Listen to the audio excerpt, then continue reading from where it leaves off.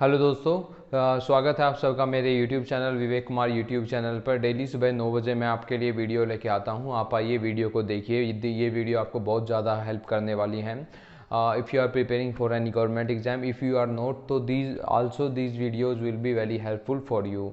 आज का टॉपिक है, हम जापान के जो प्राइम मिनिस्टर हैं शुगा के बारे में हम डिस्कस करने वाले हैं। रिसेंटली शुगा ने अनाउंस कर दिया है कि वो रिज़ाइन कर रहे हैं और वो प्राइम मिनिस्टर अब नहीं रहेंगे। तो ये काफ़ी बड़ी न्यूज़ हो गई है, पूरा वर्ल्ड मीडिया इसको कवर कर रहा है। जापान एक इतना इम्पोर्टेंट कंट्री और वहाँ के प्राइम मिनिस्टर ने अचानक से रिज़ाइन कर दिया। तो ये क्या हुआ है पूरा, ये मैं आपको बता देता हूँ। देखिए क्या हुआ था, अभी सितंबर का महीना चल रहा है और लास्ट ईयर सितंबर के महीने में ही 16 सितंबर को शिंजो आबे ने रिज़ाइन किया था 2020 में। तब से लेकर अब तक एक साल भी नहीं हुआ है और शुगा को प्राइम मिनिस्टर बने हुए। लेकिन अभी शुगा ने अनाउंस कर दिया है कि वो इस पद पर नहीं रहेंगे। इस मंथ के आखिरी में वो अपना पद छोड़ देंगे। देखिए कुछ टाइम से कयास ज़रूर लगाए जा रहे थे। अभी जब मैंने रिसर्च किया, मैंने देखा तो ये कुछ टाइम से कयास लगाए जा रहे थे कि शुगा प्राइम मिनिस्टर पद छोड़ देंगे। उनकी पॉपुलैरिटी जो है वो कम हो रही है। उनकी पॉपुलैरिटी कम होने से जो था, उनकी जो पार्टी है लिबरल डेमोक्रेटिक पार्टी, ये बहुत बड़ी पार्टी है, मेजर पार्टी है जापान में। पिछले 25-26 साल से यही पार्टी जापान में सरकार बना रही है। तो क्या हो रहा था, शुगा की पॉपुलैरिटी कम होने से पार्टी के ऊपर दबाव आ रहा था कि अभी वहाँ पर रिसेंट इलेक्शन होने वाले हैं, तो क्या पार्टी उन चुनाव को जीत पाएगी या नहीं जीत पाएगी।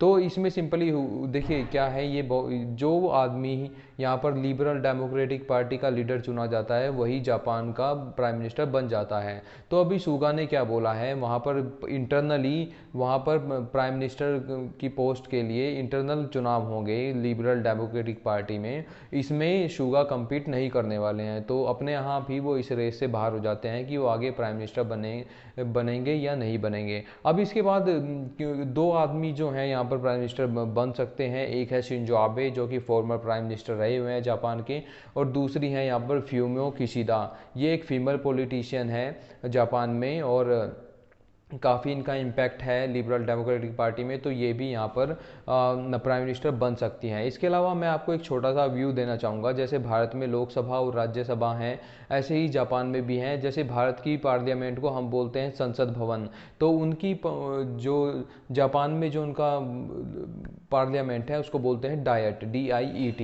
इसमें भी भारत की तरह दो अपर हाउस और लोअर हाउस होते हैं। हमारे यहाँ लोअर हाउस को लोकसभा और अपर हाउस को राज्यसभा बोला जाता है।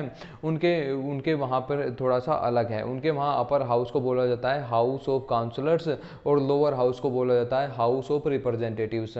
जो अपर हाउस होता है वो भारत की तरह ही है, वहाँ पर 6 साल के लिए मेंबर चुने जाते हैं। जो लोअर हाउस है उसमें थोड़ा चेंजेज है, वहाँ पर हर 4 साल में मेंबर चुने जाते हैं। इसीलिए हर 4 साल में जापान में इलेक्शन होता है। तो यहाँ पर ये जो इन्होंने, और हाँ मैं आपको एक बात बता दूँ, जो वहाँ का अपर हाउस है उसमें टोटल मेंबर्स की जो सीटें हैं वो है 245, और जो लोअर हाउस है हाउस ऑफ रिप्रेजेंटेटिव्स उसमें टोटल सीटें हैं 465। अभी देखिए यहाँ पर हुआ क्या है, जो शुगा थे उनकी पॉपुलैरिटी अचानक से बहुत गिर गई। अभी जुलाई 2021 में उनकी पॉपुलैरिटी गिर के आ गई थी 35% पर। इससे पहले सितंबर 20 में जब वो बने थे यहाँ पर प्राइम मिनिस्टर, तब उनकी पॉपुलैरिटी लगा थी 65%। अभी फिर क्या हुआ, यहाँ पर जुलाई के बाद में भी एक और सर्वे किया गया तो उसमें बताया गया कि इनकी जो पॉपुलैरिटी है अब 35 से गिर के भी 31% हो गई है। और अभी रिसेंट में एक और सर्वे कराया गया था वहाँ पर, उसमें बताया गया कि इनकी जो पॉपुलैरिटी है वो गिर के 31 से भी 26% हो गई है। तो इसको लेकर लिबरल डेमोक्रेटिक पार्टी बहुत यहाँ पर चिंता में थी और उनके ऊपर दबाव था LDP पार्टी से कि वो अभी नेक्स्ट जो इलेक्शन होने वाले हैं उनमें कम्पीट ना करें। इसीलिए उन्होंने रिजाइन किया है और डिक्लेयर किया है कि मैं आगे आने वाले इलेक्शंस में कम्पीट नहीं करूँगा। देखिए इसके पीछे हम क्या मतलब क्यों उनकी पॉपुलैरिटी क्यों गिर गई, उसके ऊपर 3 मेन रीजन अभी थोड़े यहाँ पर बताए जा रहे हैं जो मैंने पता किया है। एक तो था कि जब वो सत्ता में आए थे उन्होंने जो वादे किए थे कि वो जो पॉलिटिकल रिफॉर्म्स यहाँ पर लेके आएंगे देश में, वो प्रॉपर वो लेके नहीं आ पाए। तो इस वजह से बहुत सारे लोग उनसे यहाँ पर सेटिस्फाइड नहीं है और उनकी पॉपुलैरिटी यहाँ पर जापान में गिरी है। दूसरी बात यहाँ पर हुआ है वैक्सीनेशन। वैक्सीनेशन में आपने एक पहले न्यूज़ आई थी कि जापान में जो वैक्सीन थी वो एक्सपायर कर गई हैं और वहाँ पर प्रॉपर वैक्सीनेशन नहीं हुआ है। तो ये भी एक बहुत बड़ा रीज़न रहा है, वहाँ पर वैक्सीन एक्सपायर कर गई रखी लेकिन लोगों जापान की जो पॉपुलेशन है उसमें वो इंजेक्ट नहीं की गई। इसको लेकर उनके प्रति काफ़ी असंतोष जापान में देखा जा रहा था। तीसरा यहाँ पर आया ओलंपिक्स, टोक्यो ओलंपिक्स। देखिए अब आप बोलेंगे कि टोक्यो ओलंपिक्स से क्या कैसे पॉपुलैरिटी गिर सकती है, ऐसे तो बढ़नी चाहिए। देखिए मैं ये बताता हूँ, हर देश का कुछ ना कुछ इंटरनल मैटर होता है। अभी यहाँ पर क्या हुआ है, जापान में थोड़ा सा कोविड केसेस बढ़ रहे हैं, तो उसका जिम्मेदार लोग मान रहे हैं यहाँ पर कि अगर आप ये ओलंपिक्स यहाँ पर ना करवाते तो हो सकता था कि यहाँ पर जापान में कोविड के केस ना बढ़ते हैं। हालांकि यहाँ पर जो ओलंपिक्स और का आयोजन हुआ है, बहुत भव्य आयोजन इन्होंने कोविड के टाइम में करवाया, पूरी दुनिया ने उसको सराहा है। और अभी पैरालंपिक्स वहाँ पर चल रहे हैं जो कि अभी 1-2 दिन और चलने वाले हैं, 1-2 दिन में ख़त्म हो जाएंगे।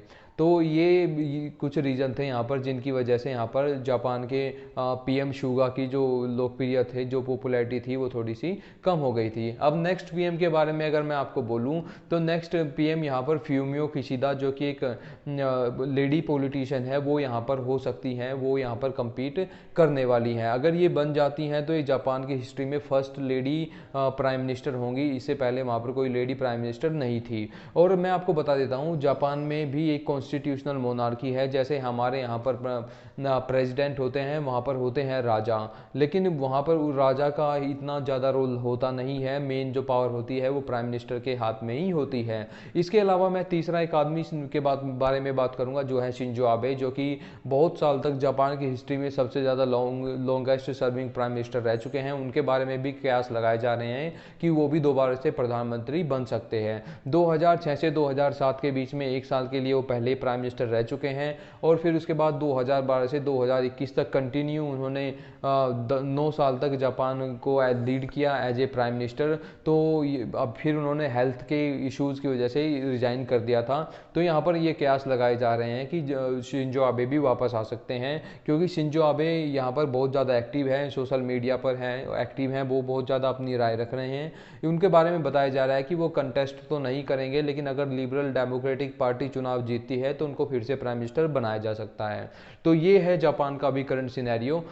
मुझे उम्मीद है कि आपको ये वीडियो पसंद आया होगा, आपको एक अंडरस्टैंडिंग डेवलप हुई होगी वहाँ की प्राइम मिनिस्टर के बारे, पार्लियामेंट के बारे में, उनकी डाइट के बारे, जो उनकी संसद भवन का नाम है, डाइट के बारे में, और लिबरल डेमोक्रेटिक पार्टी के बारे में। ये सब चीज़ें आपको अंडरस्टैंडिंग डेवलप हुई होंगी। तो अगर आपको ये वीडियो अच्छी लगी है तो लाइक कीजिए। नेक्स्ट वीडियो आप किस टॉपिक पे देखना चाहेंगे मुझे कमेंट करके जरूर बताइए। Thanks for watching video, bye bye.